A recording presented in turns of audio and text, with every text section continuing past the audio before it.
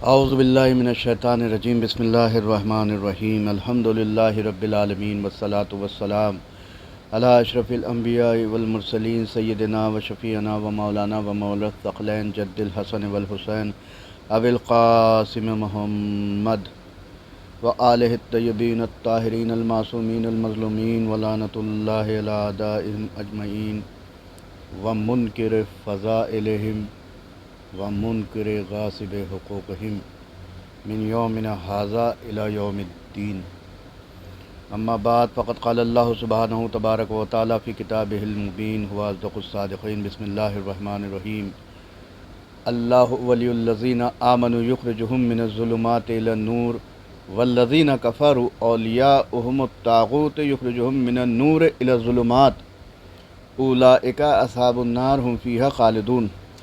مشہور و معروف آیہ مبارکہ جس کو ہم آیت الکرسی کے نام سے جانتے ہیں، سورہ بقرہ کی 255، 56 اور 57ویں آیتیں۔ اہل سنت والجماعت نے اس میں 2 آیتیں صرف لی ہیں، ہم فیہا خالدون کو چھوڑ دیا ہے، 3 آیتیں شیعہ حضرات میں، اہل تشیع میں اور اثنا عشری میں 3 آیتیں ملا کے آیت الکرسی ہوتی ہے۔ اس کا ترجمہ یہ ہے کہ اللہ ان لوگوں کا ولی ہے، ان لوگوں کا رہبر ہے، ان لوگوں کا سرپرست ہے جو لوگ ایمان لے کے آئے۔ یہ بات واضح ہے، ہم لوگ آیت الکرسی روز پڑھتے ہیں کہ اول دین میں جو وہ ہے وہ ایمان ہے، عمل سیکنڈری ہے۔ اگر ایمان مکمل نہیں ہے، ایمان کامل نہیں ہے تو کوئی بھی نیک عمل قبول نہیں ہوگا۔ پچھلے ویڈیو میں میں بیان کر چکا ہوں۔ پھر جن لوگوں نے غلط لوگوں کو اپنا ولی بنایا، طاغوت کو ولی بنایا، غلط لوگوں کو چن لیا ہے، سلیکٹ کیا ہے، مثلاً سامری دیکھیے، حضرت موسیٰ اپنا نائب بنا کے گئے حضرت ہارون علیہ السلام کو، وہاں انہوں نے سامری کے بہکاوے میں آ کے گوشالہ کی پرستش شروع کر دی۔ اسی طریقے سے نبی صلی اللہ علیہ وسلم دنیا سے گئے، دوسرے لوگوں نے خلافت غصب کر لی اور خود خلیفہ بن گئے جبکہ اللہ نے نہیں بنایا، جس سے پوری دنیا میں اسلام اور ٹکڑے ٹکڑے ہو گیا، مذاہب پہ مذاہب بنتے چلے گئے ٹکڑوں ٹکڑوں میں۔ انسان کی فطرت یہ ہوتی ہے کہ ہمارے مطابق کا آدمی کھڑا ہو، ہم پسندیدہ۔ آج سماج میں اس کی مثال دے دی ہے، ایک سے ایک پوری دنیا، ہمارا دیش جو چل رہا ہے وہ گنڈے، کرمنل، نیتا، ودھایک، سانسد سب گنڈے ہیں، لیکن پبلک انہی کا سپورٹ کرتی ہے، یہ پبلک خود کھڑا کرتی ہے۔ بنی اسرائیل بہت بدتر لوگ تھے، نبیوں کو قتل کرتے تھے، تو اللہ نے ان کو فرعون کے روپ میں ایک عذاب مسلط کیا، فرعون کے روپ میں، کہ باطل کو ہمیشہ جو ہے اللہ ظالم پہ ظالم کو مسلط کرتا ہے۔ یہ ایک مسئلہ ہے، کبھی اور بات اس کو کروں گا۔ تو اس طریقے سے آپ دیکھیں گے تو دنیا جو سلیکٹ کرتی ہے وہ غلط، ہمیشہ انتخاب کرتی غلط لوگوں کا۔ حضرت علی کو چھوڑا، غلط لوگوں کو چنا، حضرت حسین کو چھوڑا، غلط لوگوں کو چنا، یزید کی فوج کروڑوں میں، حضرت حسین علیہ، ہمیشہ یہ شروع سے آخر تک کا ہے کہ غلط لوگوں کا انتخاب کرتی ہے۔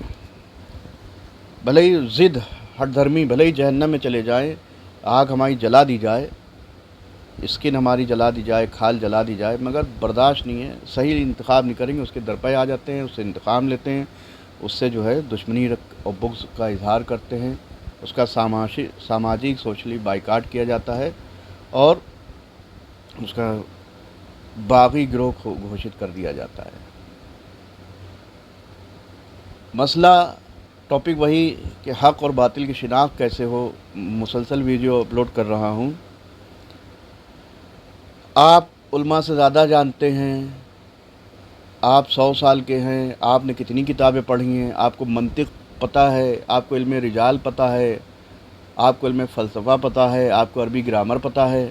یہ فیضی رضا سے سوال ہوتے ہیں کہ آپ کو کیا پتہ ہے، آپ جاہل ہیں اور علماء حضرات کو کہہ رہے ہیں یا مولانا، میں کسی مولانا کو نہیں کہہ رہا ہوں، میں کسی مراجع کے خلاف نہیں ہوں، میں تو ان کے لیے کام کر رہا ہوں جو ہماری طرف تیر عزاداری پہ پھینکے جا رہے ہیں، اپنے دل کی، جس کو ہم کہتے ہیں کہ بھڑاس نکال کے مراجع کرام کے فوٹو لگا دینا۔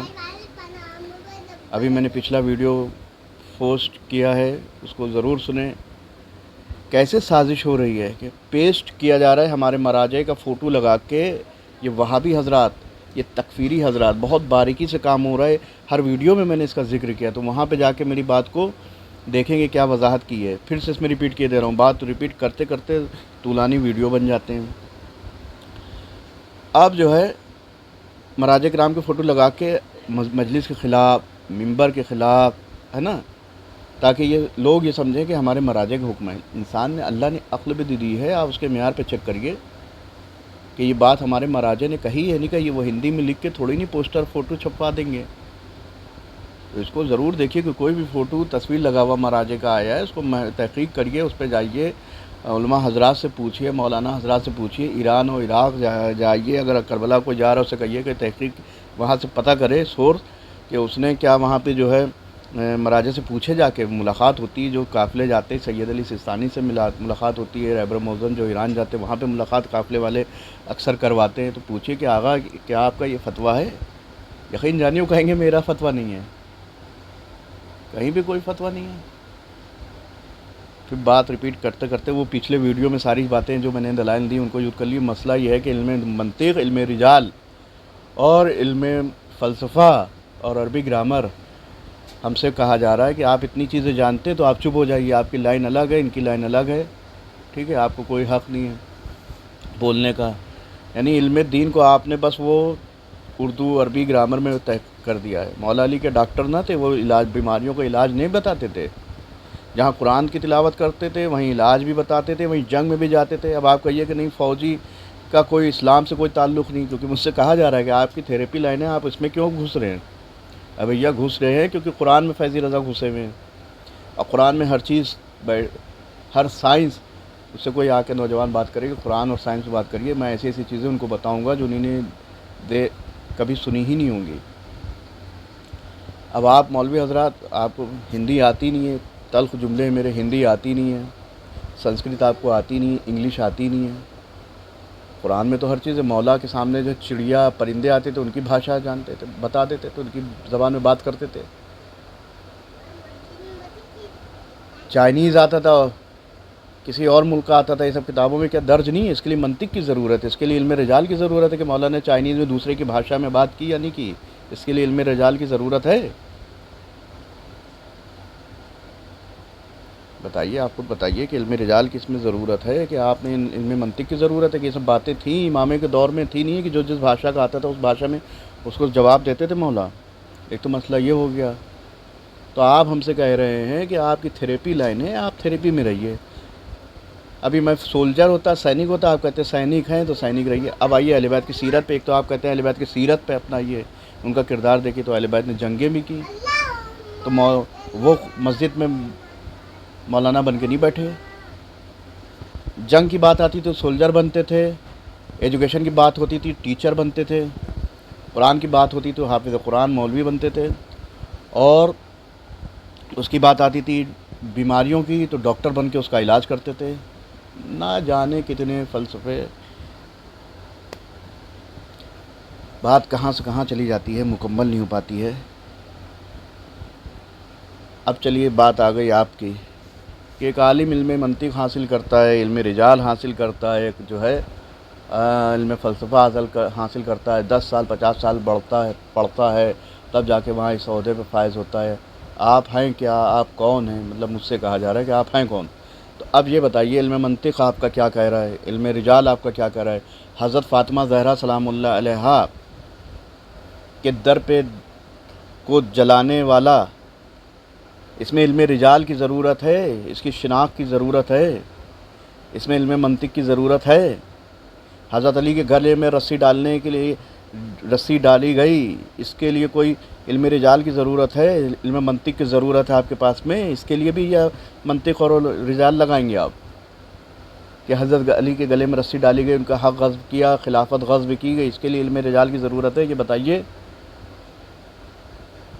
چند پوائنٹ، علم رجال، علم منطق، علم فلسفہ، وہ پوائنٹ نوٹ کر لیے، اندر کیا ہے وہ کچھ نہیں پتہ.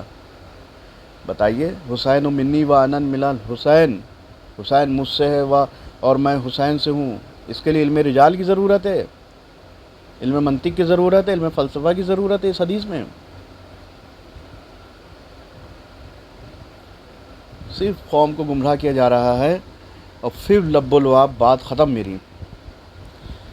ان کو نہ کہیے جنہوں نے اہل بیت کا حق غصب کیا، ان کو کسی صورت سے نہ کیا جائے، کیونکہ خون کے اثرات منتقل ہوتے ہیں نسل در نسل، نسل در نسل، نسل در نسل، خون کے اثرات منتقل ہوتے ہیں۔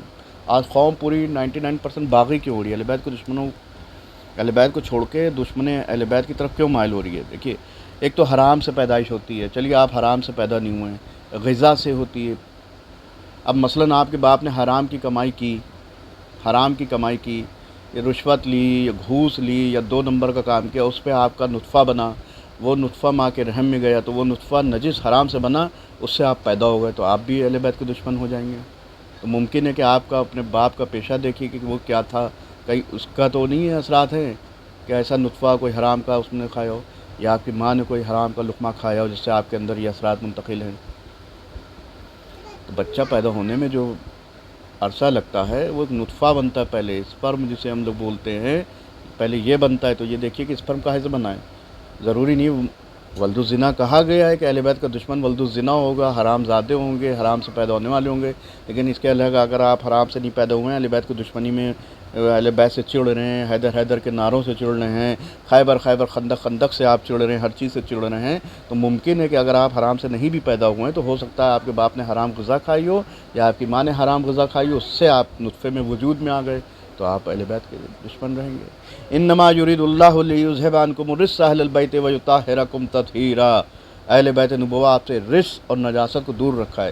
تو یہ بات یاد رکھیے گا، کہیں نہ کہیں نجاست آپ کے خون میں ہے، جس کے اثرات میں آپ جو ہے اہل بیت کے خلاف سننا نہیں چاہ رہے ہیں، ان کو سلیکٹ کر کے بٹھا رہے ہیں، جو پوری مجلس تمام ہو جاتی ہے، جو کہتے ہیں کہ حیدر کا نعرہ نہ لگائیے، بات کو سنیے، نہ جانے پوری بات پوری مجلسیں ہوئی جا رہی ہیں، اہل بیت کا ذکر نہیں ہو رہا ہے، اپنی بال یوں رکھنا نہیں چاہیے ہیں، اور وہ فیشن کر رہے ہو، جینس نہیں پہننا چاہیے، اپنی گفتگو ہو رہی ہے، چھٹے امام نے کیا فرمایا، 5ویں امام نے کیا فرمایا، 7ویں امام نے کیا فرمایا، 8ویں امام نے کیا فرمایا، 9ویں امام نے کیا فرمایا، 10ویں امام نے، کوئی ذکر ہی نہیں ہو رہا ہے۔ آپ کے پاس علم ہی نہیں ہے، آپ اپنے کو بچانے کے لیے جو آپ کہتے نہیں اخباری ہے، ملنگی ہے، اور جو ہے نصیری ہے، ایجنٹ ہے امریکہ اسرائیل کا، MI6 کا، آپ کی جہالت ظاہر نہ ہو جائے، اس لیے ٹھپا لگا دو تاکہ کوشچن ہی نہ کر پائے، کیونکہ ہم جیسے ہوں گے تو آپ سے کوشچن کریں گے، آپ جواب دے نہیں پائیں گے، تو اپنی جہالت کو چھپانے کے لیے آپ لوگو لگا دو۔ شیطان ابلیس نے بھی یہی کیا تھا، وہ اس نے کیا کہتے ہیں، یزید نے بھی کیا، باغی گروہ نے خروج کیا، باغی کر دو، کہ باغی ہے، قوم سمجھے کہ باغی، آج وہی ہے کہ باغی کر دو، یہ MI6 کے ایجنٹ ہیں، یہ اخباری ہیں، باغی ہیں، انہوں نے خروج کیا ہے، بغاوت کی ہے، ان کو مارو، ان کو پامال کرو، ان کو بائیکاٹ کرو۔ اور انشاءاللہ بائیکاٹ سے یاد آیا، نیکسٹ ویڈیو جو اپلوڈ ہوگا انشاءاللہ، سیرت قول سے آپ پہچانیں گے کہ کون دشمن کا آدمی ہے، کون حق ہے، کون باطل، یہ آپ اس کی زبان سے، میں قرآن کی آیت پیش کروں گا، آپ اس کے قول سے پہچانیں گے کہ یہ کس کا آدمی ہے۔ ابھی تک تو یہ کہا جاتا تھا کہ امریکہ کا آدمی ہے، اسرائیل کا آدمی ہے، MI6 کا آدمی ہے، اب فیض رضا آپ کو قرآن سے پہچانوائیں گے، اس کے قول سے، کہ قول دیکھ لو اور پہچان لو کہ کون حق و باطل ہے۔ بہت آسان کر دیا اللہ نے چیزوں کو اپنے قرآن میں، بہت کھول کے مسئلے بیان کر دیے ہیں، لیکن جن کی عقلوں میں بغض اہل بیت کا تالا لگا ہوا ہے تو وہ نہیں کھل پائے گا۔ بہرحال انشاءاللہ نیکسٹ ویڈیو میں اس کی اور کڑی لے کے آؤں گا۔ وآخر دعوانا ان الحمدللہ رب العالمین۔